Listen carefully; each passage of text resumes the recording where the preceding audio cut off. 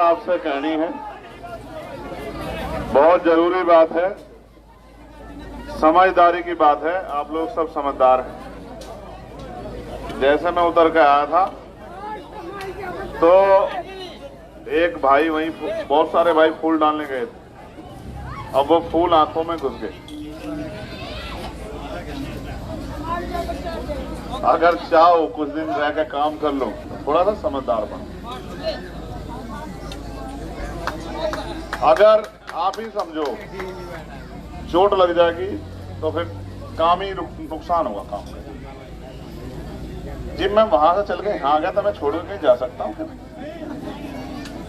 एक भाई और था जो दूध लेके आया था, उनको जी पकड़ो पकड़ो, मैं कहा वहां तक तो चल कम से कम, एक बार रास्ते में तो हट जा।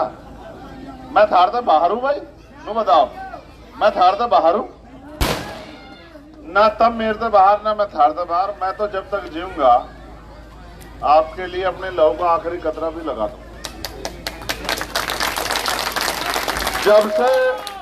जब से मैं मैदान में हूं, कभी आपने कोई एक मामला ऐसा देखा जब मेरी जरूरत पड़ी और मैं ना मिला हूं? देश भर का, हरियाणा का छोड़ दो, यूपी का, देश भर का कोई मामला। ये बराबर में आपके राजस्थान है, सिरसा पार करके एक घटना हुई थी वहां। 4 बार गया मैं, 4 बार पुलिस ने अरेस्ट कर लिया, चारों बार वापस भेज दिया। भाई आंख में लग रही है, इसलिए समझदार बन जाओ। फिर 5वीं बार मैंने चैलेंज करा सरकार को कि अभी तक तो मैं संवैधानिक तरीके से आ रहा था कि भाई मुझे जाना है, मिलकर आना अपने लोगों से, आज उनको मेरी जरूरत, अब मैं जाकर दिखाऊंगा, आप रोक कर दिखाइए। पूरी सरकार लग गई और मैंने जाकर दिखाया, 43 घंटे लगे लेकिन मैं गया। तो मैं तो आपसे कह रहा हूं, अभी तक मैं 1 साल पहले तक सड़कों पे काम कर रहा था, फिर आप लोगों ने मुझे वोट देके मेंबर ऑफ पार्लियामेंट बनाया। जब से मैं पार्लियामेंट में गया हूं तब से मैं पार्लियामेंट में आपकी आवाज को, किसानों की, कमेरों की, नौजवानों की, महिलाओं की, हर धर्म के लोगों की, जिनकी भी समस्या मेरे पास आई, चाहे स्कूल की हो, कॉलेज की हो, एजुकेशन की हो, रोजगार की हो, किसानों की एमएसपी की हो, दिल्ली में आपका जो गुरु घर टूट गया उसको बनवाने की, उस सारी चीजों को मैंने उठाया। फिर ये चुनाव आ गया, फिर मैंने सोचा कि भाई चुनाव में अब ये तय होना चाहिए कि अब हरियाणा में भी हमारी ताकत बढ़नी चाहिए, क्योंकि जब तक हरियाणा में हमारा आदमी असेंबली में नहीं जाएगा और जाके बोलेगा नहीं, तब तक काम चलेगा।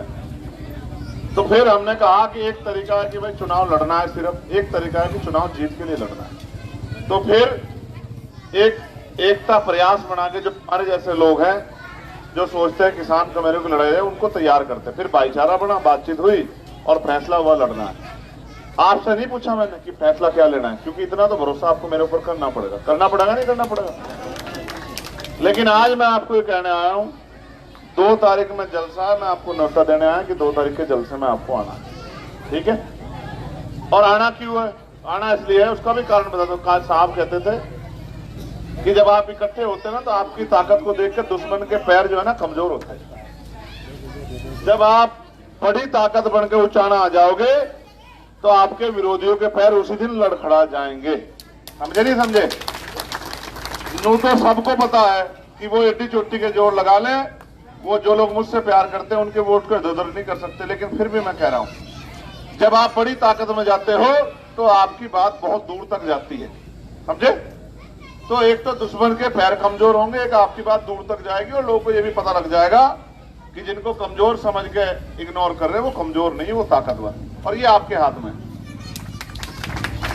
2 तारीख का न्योता, 5 तारीख को जब आप वोट डालोगे तो बाबा साहब अम्बेडकर कहते थे political power is the master की, राजनीतिक सत्ता वो चाबी सारी परेशानियों को हल कर देगी। तो उसको हल करने के लिए चाबी का बटन जो है आपको 5 तारीख को दबाना। ठीक है जी? कर दोगे नहीं कर दोगे इतना काम? दोनों हाथ उठा के बताओ। ये जो बहनें खड़ी है, माएं, मदद करोगे नहीं करोगे बताओ? पक्का? इधर जो लोग खड़े हैं, लो भाई इधर को जाओ, बताओ जी जो इधर खड़े हैं, जय भीम। आशीर्वाद मिलेगा नहीं मिलेगा?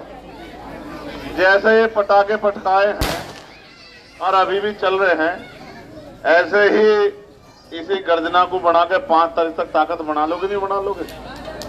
पक्का? अच्छा, एक मैं ये तय करके वो कर रहा हूं, जबकि भाई का पता नहीं इसमें क्या वो है, लेकिन मैं मानता हूं इस नशे का भी इलाज करना पड़ेगा मुझे। जब देखो, आज इस पर चर्चा नहीं करता, मगर जवानी को कमजोर नहीं कर सकते, मेरी बात को आप समझो। हमारी ताकत इस देश की यह है कि हमारे यहां 60% नौजवान लोग, अभी कोरोना काल आया तो बहुत लोग जो शारीरिक रूप से कमजोर थे उनकी जान चली गई। इसलिए मैं कहता हूं कि जवानी को मजबूत रहना चाहिए। आप नौजवानों से मैं कहूंगा कि मैनिफेस्टो पढ़ना हमारा जो हमने जारी किया, वो मैनिफेस्टो पढ़ोगे तो आपको पता लग जाएगा कि ताकत बढ़ने के बाद कितना बदलाव हो। ठीक है, अब इजाजत दे दो, दे दोगे? चला जाऊं भाई, चला जाऊं तो काम कर लूं। सुनो, अभी 3-4 गांव के रह रहे, मुझे अब दिल्ली जाना है। मैं आपसे वादा करता हूं कि आप राजकाज बनवाने में सहयोग कर दो। आपका एहसान तारने के लिए मैं दोबारा आपके गांव में जरूर